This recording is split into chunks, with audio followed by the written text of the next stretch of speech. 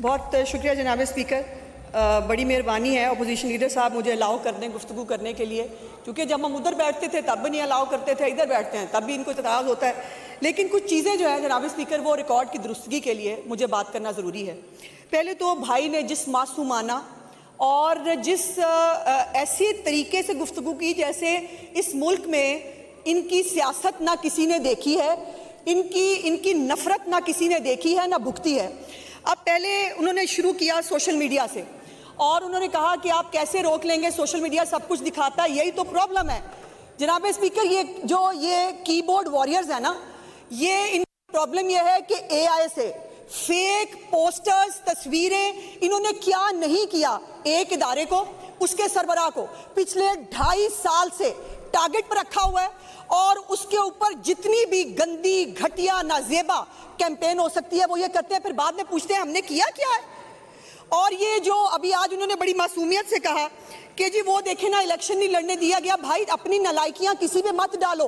अगर तुम्हें इलेक्शन कराना अपनी पार्टी का नहीं आया, सुप्रीम कोर्ट से फैसला आया जिसके ऊपर आप लोग जो है वो अपना पार्टी सिंबल नहीं ले सकी, आपकी पार्टी जो है वो आज तक रजिस्टर्ड नहीं है इलेक्शन कमीशन के अंदर। ये अनोखे लाडले हैं जनाब स्पीकर, इनके मुताबिक जो ये कह दे वो आइन और कानून है। इनकी खवातीन जो है उनके लिए बहुत अच्छे अल्फाज बोले जाने चाहिए, उनकी तकरीम होनी चाहिए, लेकिन दूसरे की हर एक माँ बेटी को जो ये दिन रात सोशल मीडिया के ऊपर करते हैं वो उसका जवाब कौन देगा। आज ये जो मासूम बन के बैठे हैं जनाब स्पीकर, 2 चीजों का जवाब दे दे। 9 और 10 मई से ज्यादा, एक तो जो उन्होंने कारनामा फरमाया था 9 मई का, मैं उसकी बात ही नहीं अभी कर रही, मैं अभी बात कर रही हूँ पाकिस्तान और इंडिया की जंग के बारे में।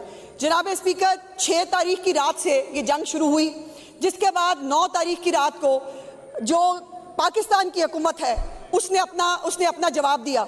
मुझे ये बता दें, इमरान खान का ट्विटर हैंडल हर तरह की गाली देने के लिए, हर बंदे को जो है वो उसको टारगेट करने के लिए इस्तेमाल होता है। इंडिया पाकिस्तान की जंग के दौरान एक ट्वीट दिखा दीजिए जो उनके जो है उससे किया गया अकाउंट से। मोहतरमा अलीमा खान साहिबा जिनको कह रहे हैं हमारी भी बहन है, बड़ी काबिल एहतराम है, लेकिन वो भाई की अयादत करने के लिए भाई को पूछने नहीं जाती, वो जिब्रान इलियास के लिए डिक्टेशन लेने जाती है कि ये बताओ कि ट्विटर हैंडल पे आज लिखना क्या है, गाली कैसे देनी है। ये दूसरों को ज़हनी मरीज कहते हैं, ये दूसरों को ज़हनी मरीज कहते हैं। इनको क्या जो है वो सिर पे बिठाया जाएगा। अलीमा बाजी ने पाक इंडिया जंग के दौरान कैटेगोरिकली उसने कहा जंग नहीं होनी है, ये फॉल्स फ्लैग है, ये झूठ बोल रहे हैं। उसके बाद मुझे ये बताइए कि वतन परस्ती का सर्टिफिकेट इनसे मिलेगा, ये देंगे हमें सर्टिफिकेट। और फिर ये बाजियां जो है जाकर एक पूरी तरह से वहां पर एक स्टेज तैयार होता है, वहां पे इधर कैमरामैन उधर से कैमरामैन में ये खा, वहां पर तो पार्टी हो रही होती है। आज फलानी आंटी कबाब बना के लाई है वो खा रही हैं, आज फलानी आंटी दही बल्ले बना के लाए हैं वो खा रहे हैं। और फिर अगर अंदर जाएंगी तो जाकर और फिर ये हमने उज़मा बाजी ने खुद बाहर आके कहा कि वो बहुत परेशान थे, वो बहुत ज़हनी तौर पर टेंस थे। अब इसमें बताएं कि हमने क्या कहा। वो खुद बहन आके कह रही है वो टेंस है, वो ज़हनी मरीज है, इसमें किसी का क्या कसूर है, दूसरों को आप ज़हनी मरीज कहते हैं। और फिर दूसरी बात यह है जनाब स्पीकर कि अब तो आलम यह है जो ये आज मासूम बन रहे हैं कि DGISPR ने जो प्रेस कॉन्फ्रेंस की, आपका ख्याल है बड़ा आसान होगा।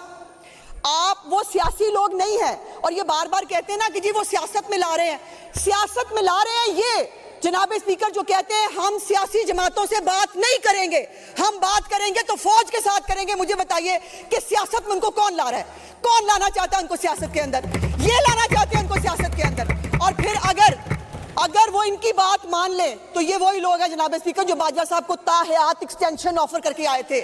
ये उनको कहने के लिए गया था गिट्टे गोटे पकड़ के मैं आपको ताहयात एक्सटेंशन देता हूं, मुझे मत हटाओ।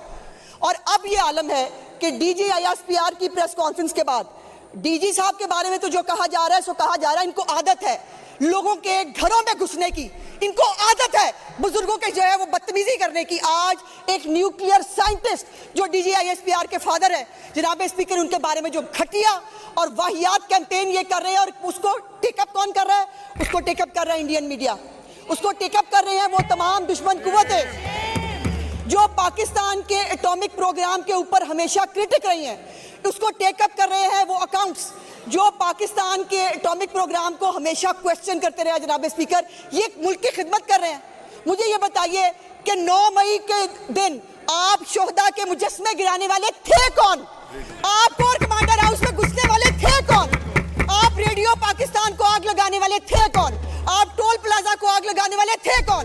आप सुबह शाम इदारों के खिलाफ कैंपेन, अगर आपके हक में कोई बात करे तो सियासतदान है, क्रिकेटर है, जो आपके कल्चर से रिलेटेड लोग हैं, अदाकार है, वो अदाकार है, जो इनके हिस्से की बात करेगा वो इस मुल्क में रह सकता है, वरना बाकियों को गाली पड़ेगी, बाकियों की कैरेक्टर असैसिनेशन होगी। जनाब ये है कौन? ये लोगों की पगड़ियां उछालने वाले हैं कौन? ये हमारे एटॉमिक प्रोग्राम के ऊपर क्वेश्चन उठाने वाले हैं कौन? और जो ये हरकतें करें जनाब स्पीकर, आखिर में सिर्फ जनाब स्पीकर, इंसान और जानवर में अल्लाह पाक ने एक बड़ा फर्क रखा है, और वो फर्क ये है दिमाग।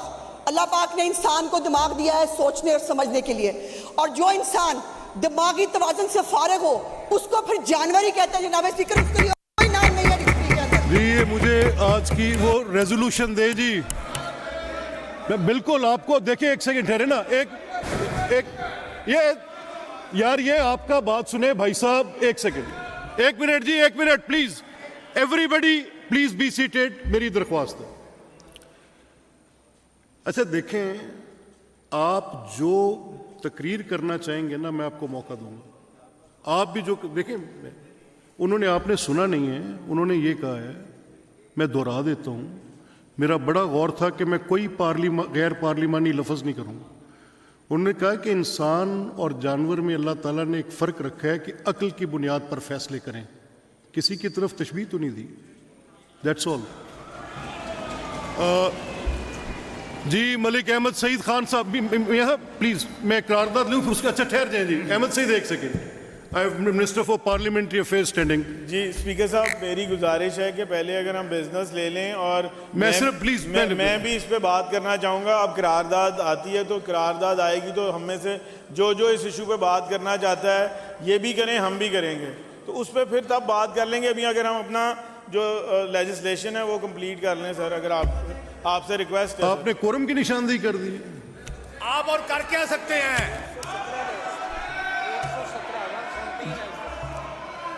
राणा अरशद साहब, कमाल करते हैं आप यार, आपको ये लठबाजी करने की, आप चीफ विप हैं, क्या कर रहे हैं? तो this is Azma, this is reaction to that ना यार।